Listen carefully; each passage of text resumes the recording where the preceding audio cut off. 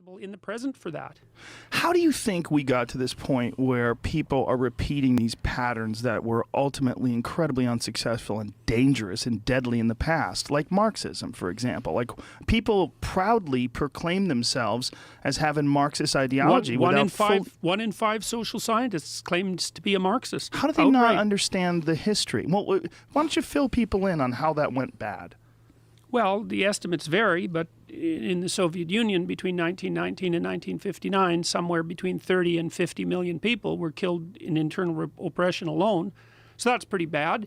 And then in China, which was operating under exactly the same principles, it might have been up to 100 million killed during Mao's time. And of course, Mao is still revered in China, appallingly enough. And Vietnam and Cambodia, and wherever these ideas were implemented, Cuba, wherever these ideas were implemented, the result was absolute mayhem, absolute mayhem. And I think what happened is that the Marxist ideas are actually quite attractive if you're an intellectual, and if you're, I would say, if you're tilted towards compassion from a personality perspective, because they're based on doctrines like from each according to his ability, to each according to his need. And the idea that you should fulfill people's needs, or that society should fulfill people's needs, is on the surface of it an attractive idea. Of course, the problem is who gets to define the needs and who gets to define the abilities, and that really is a big problem.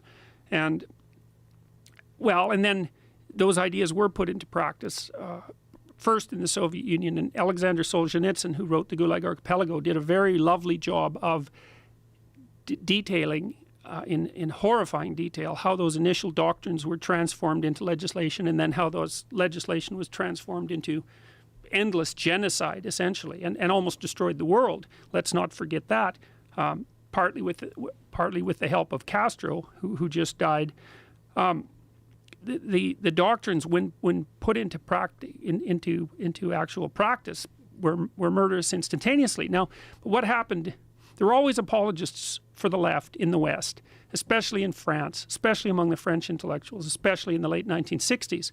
And then when all of the information about what was happening in the Soviet Union came flooding forward, and that culminated, say, in about 1973, when Solzhenitsyn's book was published, the French intellectuals changed their tune. Instead of agitating on the part of the working class, which allied them with murderous Marxists, they switched and started to talk about power and to talk about group identity. It was like a sleight of hand. The underlying pathological philosophy remained exactly the same, but the surface nomenclature changed, and that became very attractive. And at the same time, the Soviet Union dissolved. And so one of the problems I think we have now, a perverse problem, is that these Marxist ideas are very attractive to compassionate intellectuals, and we don't have good, bad examples like the Soviet Union around that everybody can point to and go, yeah, well, that sounds good, but, you know, what about the murderous death camps and the millions of people who are suffering? We still have North Korea, but, you know, people treat North Korea like it's a joke instead of like it's an exemplar of a pathological system. And people have no historical memory, like my students. And that's partly because they're taught so badly in schools, is they have no idea what happened in the Soviet Union. They have absolutely no idea. They know a little bit about the Second World War, maybe. And of course, people generally know about the Holocaust, but they have no idea what happened in the Soviet Union. So they have no idea where these ideas could lead.